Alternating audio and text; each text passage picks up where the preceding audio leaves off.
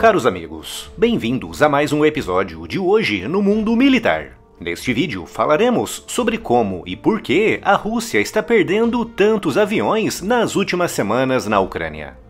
E se ainda não está inscrito no canal, inscreva-se já e acione o sino das notificações para não perder nenhuma novidade. Em todos os conflitos modernos, a vertente aérea é essencial, principalmente para quem está atacando. Desde a Segunda Guerra Mundial que os comandantes e estrategistas sabem que o segredo para a vitória em terra passa, primeiro, por ter o controle dos céus. Por exemplo, na fase final daquele conflito, a partir da segunda metade de 1944, apesar da Alemanha ainda ter formidáveis forças terrestres, com milhões de soldados e milhares dos melhores blindados, nos céus, a Luftwaffe já tinha perdido a sua superioridade para os aliados. Com isso, obrigando os alemães a se deslocarem apenas durante a noite e se sujeitando a ataques altamente custosos em batalhas travadas durante o dia. Nesse aspecto, a invasão russa da Ucrânia não é diferente.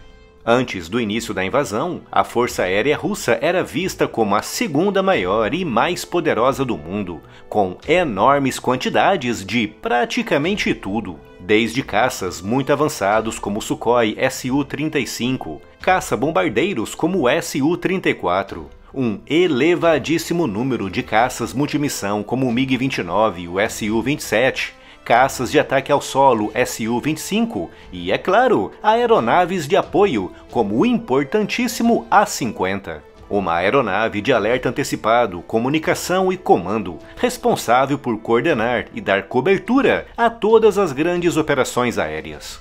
Toda essa gigantesca estrutura foi lançada por Putin contra a Ucrânia desde o primeiro dia da invasão, com a Rússia alcançando logo no início e mantendo até agora a superioridade aérea sobre a região. No entanto, apesar dos seus esforços, a Rússia não conseguiu estabelecer a supremacia aérea.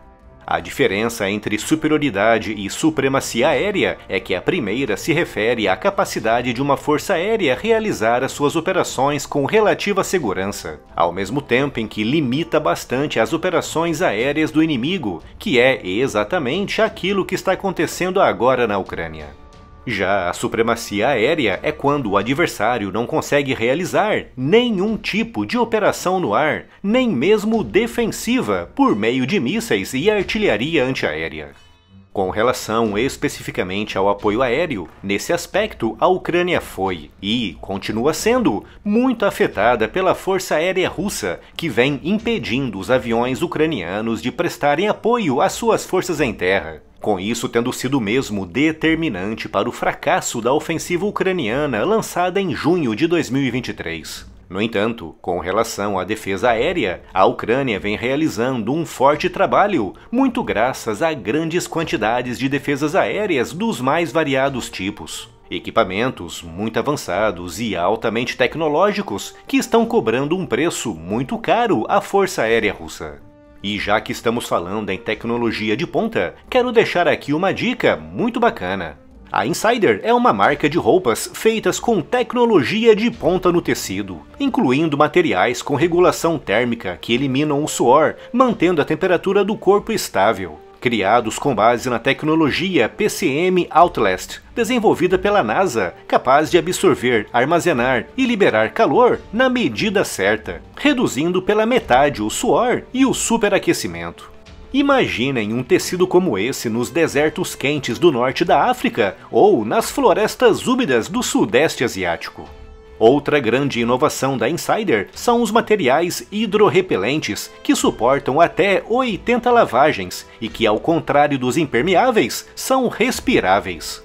A Tech T-Shirt é o suprassumo da tecnologia dos tecidos, uma autêntica releitura tech da camiseta básica masculina. As suas fibras macias se adaptam ao corpo, acompanhando todos os movimentos e não esquenta. Além disso, não precisa ser passada, não desbota com o tempo e é anti-odor, um item essencial para uma rotina confortável. Clique agora no primeiro link aqui na descrição, confira essa e outras novidades tecnológicas da Insider e aproveite o super cupom de 12% de desconto. Voltando agora ao tema do vídeo, como eu disse, todas aquelas defesas aéreas estão cobrando um elevado preço aos aviões russos. Mas especificamente agora, em fevereiro, com a invasão russa completando 2 anos, o número de aviões russos abatidos pela Ucrânia aumentou muito. E de fato, em um período de apenas 7 dias neste mês, a Rússia perdeu 9 aviões de guerra, como o super avançado Su-35 de 70 milhões de dólares e o autenticamente vital A-50, com um custo estimado entre os 300 e os 500 milhões de dólares.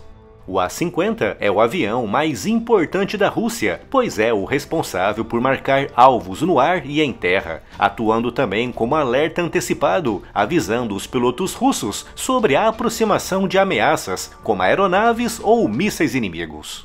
A sua tripulação é formada por até 15 membros, todos eles oficiais e técnicos altamente treinados.